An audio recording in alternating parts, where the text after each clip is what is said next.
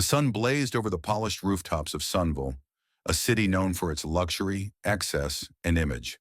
But on this particular morning, no red carpets were rolled out. No flashbulbs popped.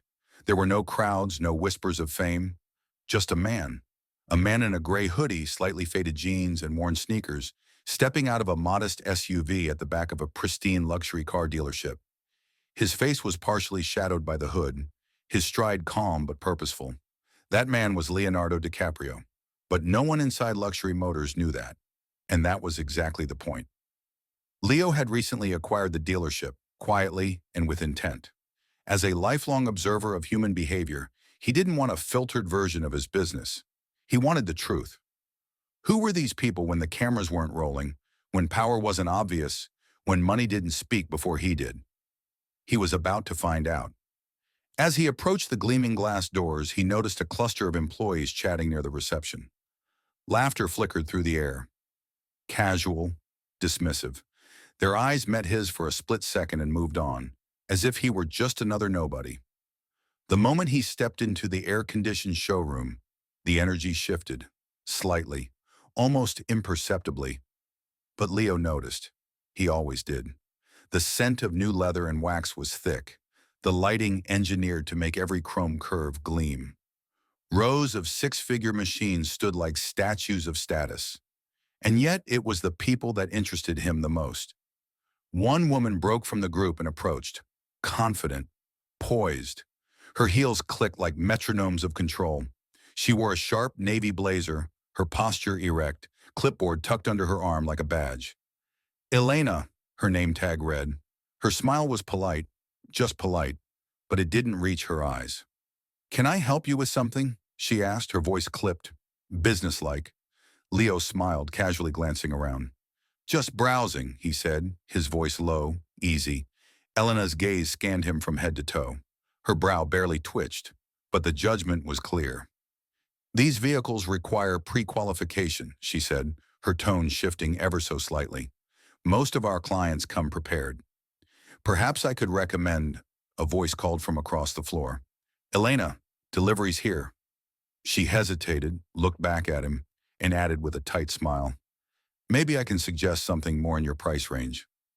Leo raised an eyebrow, the corner of his mouth twitching. "You're assuming I have a price range."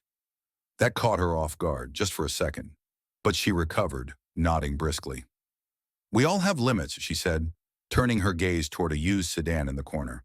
"I'm just trying to save you some time." Leo didn't flinch. "That's kind of you," he said. "Tell me, what would you recommend for someone like me?" The question hung in the air, loaded and pointed. Elena straightened. "We have reliable pre-owned models that are more accessible, practical, sensible." She glanced again at his hoodie. Leo accepted the printed list she handed over without breaking eye contact. Sedans, compact hybrids, the kind of cars sold to people expected to stay in their lane. He folded the paper neatly, tucked it in his pocket. "I appreciate your effort," he said, his voice calm but unmistakably measured. She hesitated, perhaps sensing she'd misread the moment. But Leo simply nodded toward the gleaming silver coupe he had admired earlier. "Out of curiosity," he said, "is that one reserved for the real clients?" Elena blinked, the question disarming. "That's a high-end model. It's not for everyone." Leo's smile didn't fade. "Well then," he said softly, "maybe I'll speak with the owner. See what they think." Her polite mask cracked, just enough. "The owner isn't available today," she said firmly. "They don't usually handle walk-ins." Leo reached into his pocket, pulling out his phone with casual ease. "That's all right," he replied, dialing. "I'll just call them myself." Enjoying the story so far? Hit the like button and share your thoughts in the comments. Your support helps bring these powerful stories to life. The room fell silent. Every eye in the showroom subtly turned toward Leonardo as he raised his phone to his ear, his voice quiet but unmistakably firm. "Yeah, it's me," he said, turning away slightly. "I'm at the dealership. Everything's fine. Just a little confusion. Could you let them know I'm here?" He ended the call without elaboration, slipping the phone back into his pocket like it was just another ordinary day. But nothing about this day was ordinary. When he turned back around, Elena was staring at him. Her clipboard, once her armor, now hung limply by her side. "Who Who did you just call? She asked, her voice uneven. Leo didn't answer immediately. Instead, he took a slow walk past the luxury vehicles, his fingers lightly brushing against the curves of a $200,000 sports car. Let's just say, he replied with a half smile, someone who knows what this place is really about. The seconds that followed were thick with tension. Whispers swirled like smoke through the staff who now openly watched the scene unfold. Something about this man, the calm, the poise, the clarity of his words, unsettled them. He didn't act like someone out of his depth. He acted like someone who owned the room. The glass doors at the front of the dealership swung open with a soft hiss. A sharply dressed man in a navy suit walked in, his stride purposeful, his eyes scanning until they found Leonardo. His face lit up. "Mr. DiCaprio," he called out warmly, extending his hand. "So good to see you." The room froze. Elena's clipboard slipped from her grasp, clattering to the tile floor. Leo took the man's hand with a confident nod. "Thanks for coming, Vince. I appreciate it." Vince turned to the staff, his tone professional now. "Everyone, this is Leonardo DiCaprio, the new owner of Luxury Motors." A ripple of shock passed through the room like a silent wave. Several employees exchanged stunned looks. A few tried to appear nonchalant. Elena stood paralyzed, her mouth slightly open, as if caught between an apology and disbelief. "You're the owner," she whispered, eyes wide. Vince gave her a tight, measured glance. "I assume you've already made your impression." Elena fumbled for words. I didn't know. I mean, he didn't say who he was." Leonardo turned to her, his expression calm but resolute. "No, I didn't," he said, "because I wanted to see how I'd be treated when I wasn't Leonardo DiCaprio, when I was just anyone." Elena looked down, her voice barely audible. "I didn't mean to be disrespectful, I just—" Leo held up a hand, silencing her gently. "I'm not here to humiliate you, Elena," he said, "but I am here to make a point." He turned to Vince. "Gather everyone in the conference room. We need to have a conversation. If this story resonates with you so far, don't forget to subscribe for more powerful, real-life inspired narratives. Every story we share holds a lesson worth remembering."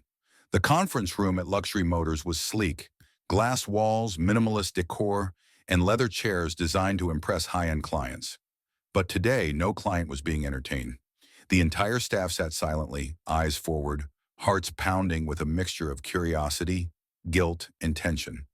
Leonardo DiCaprio stood at the head of the table, no longer hidden beneath a hoodie, but not adorned with celebrity bravado either.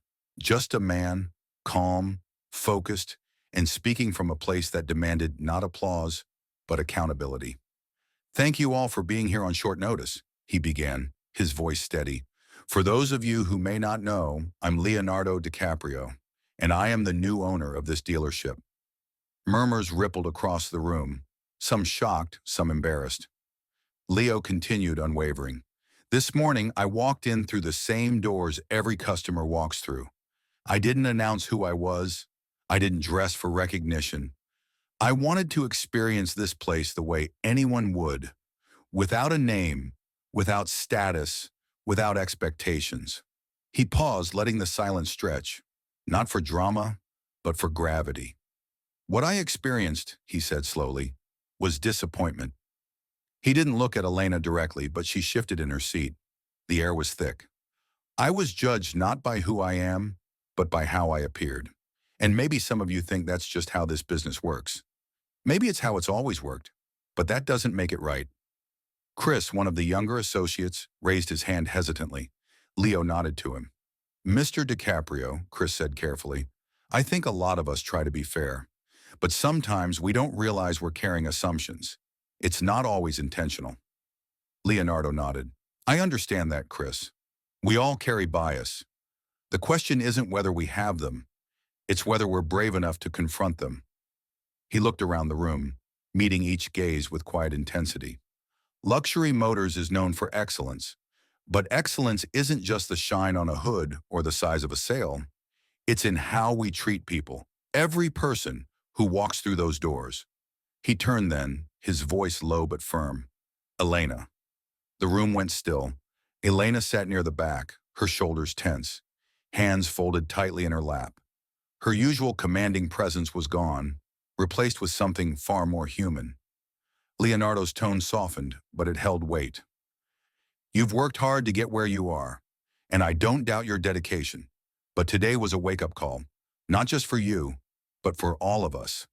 Elena looked up, her eyes glassy. I made a mistake, she said quietly. I misjudged you, and for that, I'm deeply sorry. Leonardo nodded slowly. Thank you for saying that. He turned back to the room.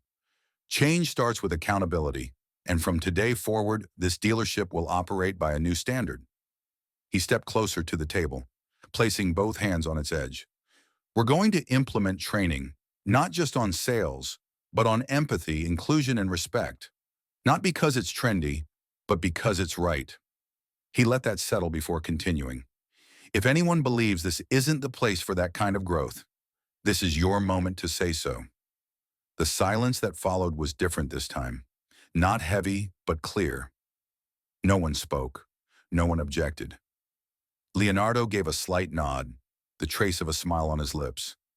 Good, Ian, he said. Then let's move forward together. If you're finding value in this story, don't just scroll away. Leave a comment below. What would you have done in Leo's shoes? Let's talk about it. The team filed out of the conference room slowly, as if they were waking from a long, collective dream. The usual banter was absent. Instead, there was quiet reflection, an unspoken acknowledgement that something meaningful had just happened. Leonardo remained behind for a moment, watching them go. He wasn't thinking about profits or press releases. He was thinking about people, about how easy it is to overlook the human behind the hoodie, the story behind the stranger. Vincent approached from the doorway. That was powerful, he said quietly. Leo nodded. It needed to happen. She'll be all right? Vincent asked, glancing toward Elena's retreating figure. She's got the chance to be, Leo replied. Now it's up to her. Later that week, Leonardo returned to the showroom, not as a mystery guest, but as himself. The shift was subtle, but undeniable. Smiles were more genuine, the greetings warmer, eyes met without judgment, without calculation. And there, near a sleek silver coupe, stood Elena. She was speaking with a young man, early 20s, jeans paint-splattered, hoodie faded with time, an artist judging by the sketchbook under his arm. He looked out of place, just as Leonardo had. But Elena didn't see him that way, not anymore.